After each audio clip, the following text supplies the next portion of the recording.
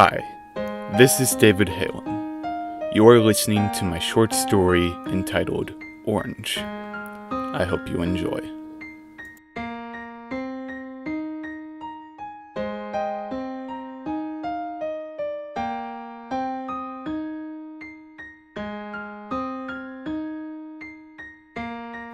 Hey Tim, my sister, Lucia, asked me. I looked up from my book. Yeah? She held herself in an expression that made me think she was uncertain of her next words. Do you remember the last boyfriend I had? I shook my head. Lucia, trying to watch your love life is like, it's impossible to keep track of you on that front. She gave me a sarcastic glare. Right, well, I'm slowing down now, she told me. I think I've decided I'm not ready yet. How long did it take you to figure that out? I jokingly intersected. She continued to glare at me. Okay, sorry. What's the point? I asked her. Lucia sighed before speaking. His name is Daniel. You were good friends with him a year or two ago, she explained. You two didn't leave on bad terms. You just kind of let the friendship be stagnant. We stared at each other for a bit. She has this thing where she thinks as she talks. She's working on it, little by little. I was doing some praying and studying, and I had this impression within me. If you felt this or feel this too, there might be something to it, she explained, almost stretching the sounds of some of her words. I feel like you should get back in touch with Daniel. He's a good guy. We didn't work out because of timing, I guess.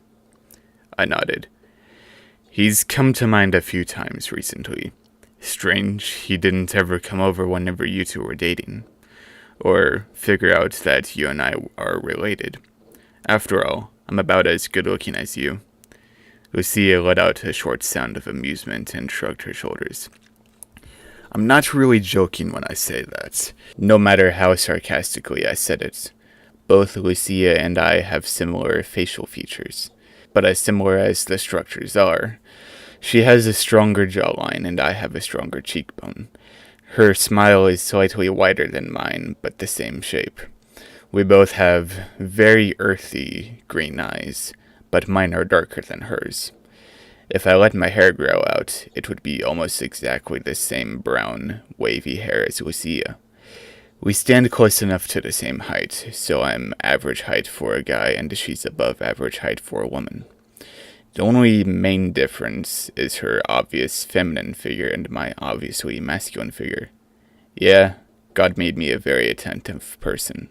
So, anything certain I should keep in mind with getting back with him? I asked my sister. Lucia slowly twisted her face to a thinking expression.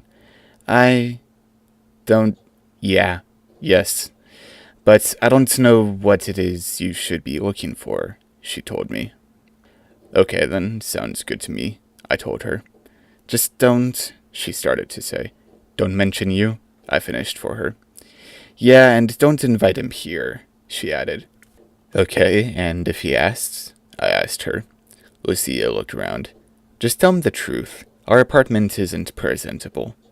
I looked around at our apartment. Yeah, she's right. This really isn't presentable. She shook her head. I don't think we've cleaned this place since I dated Kyle. I cocked my eyebrows in confusion. Kyle? Lucia shook her head.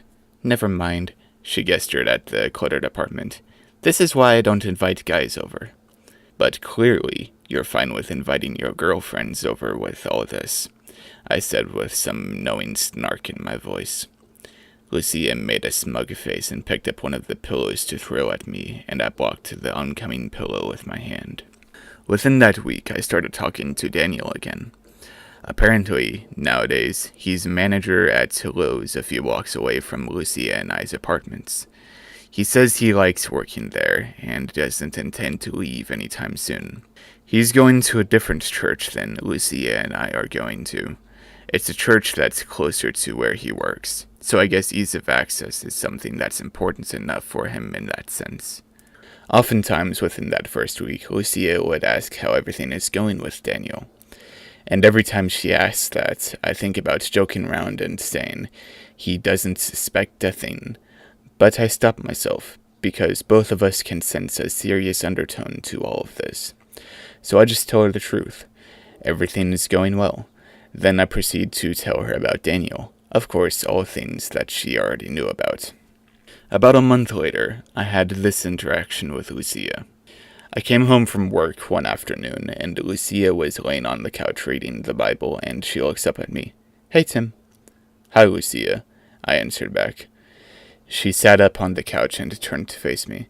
"I forgot to ask yesterday, but I had a lot on my mind. But how is Daniel doing?" I smiled a little. "He's doing good, which is always good to hear," I told her. "He said he's got a new girlfriend named... Dang it, what's her name?" I checked my phone to look at the text messages between Daniel and I. "He told me both in person and over text," I told Lucia as I scrolled through Daniel and I's text. "Adriana." I finally found the name. "Ah, good for him," Lucia said genuinely. I know my sister well enough to know when she's being genuine with her words. Adriana and her brother are on the worship team at their church. The church that Daniel also goes to, I explained. Lucia nodded. "He said that she's the most spiritual person he's ever met," I explained. "He said that's good, because he wants to grow in the spirit as well." "Yeah," Lucia responded. Over the next 2 months, Daniel would talk on and off about the relationship between him and Andrea. There's excitement in his voice about it, but also a bit of apprehension. He told me that Adriana and her brother have had a harder life, with no real soundness within it. He didn't tell me the details, but he mentioned father issues and neglect in general. The extent of this, I don't know. Daniel went on to say that it appears that some of Andrea's life growing up still bothers her, and that's something that he's got to help her with whenever it comes up. I talked with Lucia about it. She and I were at our dinner table as we talked about this. "I guess that's something to think about," Lucia began. "If they appear to be spiritual, what kind of spiritual are they? And what part of their life are they letting it affect?" Daniel says that she prays and reads her Bible all the time, but he doesn't understand how someone with constant habits like that still doesn't have peace in their lives, I explained. Lucia let out a short laugh. "Maybe that's one of the reasons Daniel and I didn't work out too well," Lucia said. "He just couldn't understand that sometimes people can still have problems." She went on. "I know I did, and I'm half of why we didn't work out." We sat in silence for a moment. "As far as the no peace despite habits," she started to say before she shook her head. "No, we shouldn't assume anything with no basis." I nodded. "Don't want to start any bias against someone we don't know," I added. "Exactly." Almost 4 months went by. Between this and the next big thing that happened on Daniel's end. I met Adriana and her brother, Roland. As similar as Lucia and I are, Adriana and Roland are nothing alike. Adriana is short, maybe up to my shoulder, has blue eyes, blonde, straight hair, and more thin, while Roland is tall, I'm up to his shoulder, and as he's tall, more heavyweight. He's got blue eyes too, but they're different, and he's got short brown hair. Daniel himself is a little taller than I am by an inch or two, more pale than I am, has gray eyes that have a darker tone to them, and fixed red hair like cedar wood. Daniel was comfortable with Adriana and Roland being with us that day, but it felt like a comfortable that only gave comfort when nothing out of place happened. I don't know what those actions would be, because none of those actions happened. Afterwards, Daniel was talking to me about it all, and so of course I went to Lucia afterwards to see her thoughts about what was said.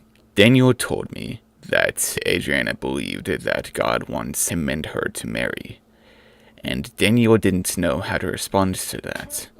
He told her that he would think about it, but she would quickly retort that God had already thought about it for them. Daniel said that this went on for about 15 minutes before he finally asked if he could take a moment to take it all in. Then he came to me. The first thing I asked Daniel was if he prays about the relationship. His expression expressed that he didn't. He said that he never thought about praying about the relationship, and he feels stupid for not thinking about that. I told him he doesn't have to feel stupid about it, but he's still beating himself up over the fact that he didn't. I told Daniel, whenever you can, take some time to pray about it. How long should I pray about it? He asked. Pray until you have peace about it. And if I don't have peace with it? Daniel asked. I took a deep breath. Then prayed that Andrea is an understanding person, and same with her brother. Daniel nodded. Okay. After that time, it had been about a week or so before Lucia and I heard from Daniel again. I don't think I even saw him in person during that time. Have you been keeping him in prayer? Lucia asked me. Yeah. You? She nodded. At this point, it's a string of prayer from person to person, I said. Both of us are praying for Daniel, and Daniel is praying about Andrea. Hopefully, I explained. Yeah, hopefully there's peace between the two about all of this, Lucia added. I took another sip from my tea. Lucia had her face contorted into a determined thinking face. What's on your mind? I asked her. Why, she started to say. Why would God explicitly tell someone who they're marrying, but not the other person? She asked. I didn't take too much time to think about what my answer was. Because different people may need to be told something differently by God. What do you mean? I shrugged. Moses was spoken to by God through a bush. Jesus showed up in a vision to Saul. Ananias was told by the Holy Spirit what to do for Saul. Balaam had to be told by a donkey what was going on. Lucia nodded. Okay. Sometimes it takes the Holy Spirit, and sometimes it takes a donkey, I said in short summary, and hopefully God shouldn't have to send a donkey. Lucia laughed a little at that. I felt my phone buzz in my pocket. Daniel texted me. I don't feel any peace about marrying Adriana. My brow wrinkled as I texted back. Are you coming to this conclusion based on the shock of her being so forward? It took a second before he texted back. For a day or two, I thought about it. What it would be like to marry her. He stopped there. And? For a little bit, the idea felt good, Daniel responded. I could see us being married, and the image was as clear as day. I looked up at Lucia, who was reading something on her phone, before I texted back. That sounds good and all, but what happened? A minute or two passed, and I could see the texting animation on his side. What's up? Lucia asked me. I made an expression that I couldn't quite place, one of odd complacency. Is it Daniel? Yeah, it's Daniel, I said as my phone buzzed with Daniel's new text. What's he saying? I looked at Daniel's text. My head hurt for a bit, because in my head it seemed right that we would marry, but something else within me kept saying no. It sounds like Daniel doesn't have peace about marrying Andrea, I told Lucia. Her expression didn't change. Daniel texted again. It didn't feel like anything anxious. It just felt like part of me saying no. Your spirit? I asked him. Yeah. Lucia started to say something. Is he sure? I would say so, I answered. Lucia was quiet for a second. What will Adriana think of this? I paused. I don't think he's told her yet. Lucia's eyes widened. Oh. I think that certain anticipation was weighing on both of us. I texted Daniel. Have you told Adriana yet? There was a very long pause before he texted back. No. Do you want me to be with you when you tell her? I asked Daniel. No, I think this is something I should do alone. Okay. I'll keep you in prayer that everything goes well and everyone is understanding. There was no delay when he texted back. That's a lot to pray for, but thank you, he said in the text. I'll see her tomorrow. You have no idea how hard my heart is pounding right now. I can only imagine. I put my phone away and Lucia was staring at me with very little expression on her face. I wonder what comes out of this. I shrugged my shoulders. I haven't the slightest. Because, she started to say, because Adriana said that God told her that those two would marry. But then Daniel prayed about it, and he said that his spirit said something different than his head, which is so different from what Adriana is claiming. I shook my head. I don't know. I've been thinking a little about that. About the relationship? No. About how God talks to us, she told me. You know the ways he talks to us. Yeah, but how we should be able to know that if what we're hearing is from God, or if we just came up with it in our head. I looked at her in deep thought for a second. I think I understand. Is what we heard from God, she said, or did we come up with it because we liked the sound of it? Yeah, that's something to think about. Separation of head and spirit. Lucia nodded. Yeah. It was a few days before I heard from Daniel again. I texted him to make sure everything was okay. Talk to me. What's going on? I decided to be direct. I don't know if he was working or what, but after some amount of time he texted back. She didn't like it. Daniel texted back. I figured that much. She said that she knew in her mind that we would marry.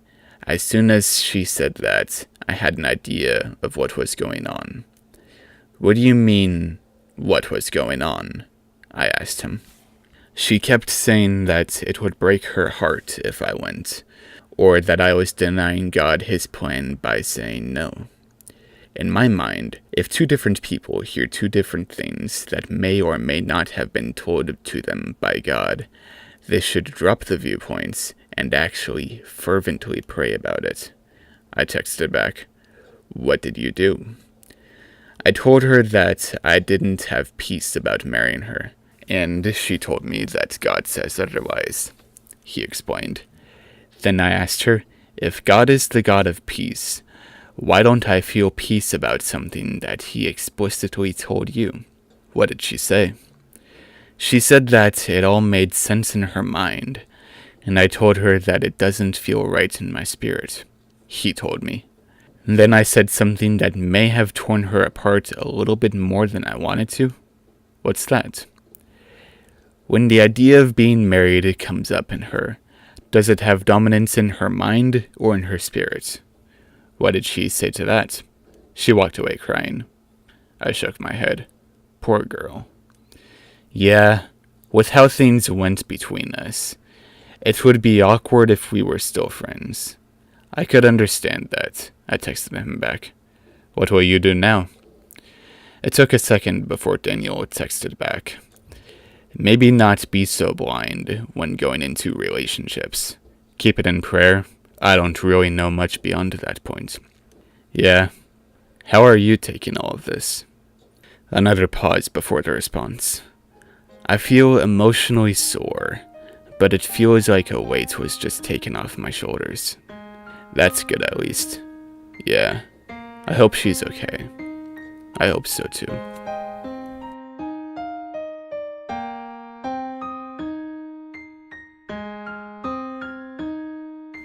Hi, this is David Halem, and you just finished listening to a short story entitled Orange. I hope you enjoyed. See you next week.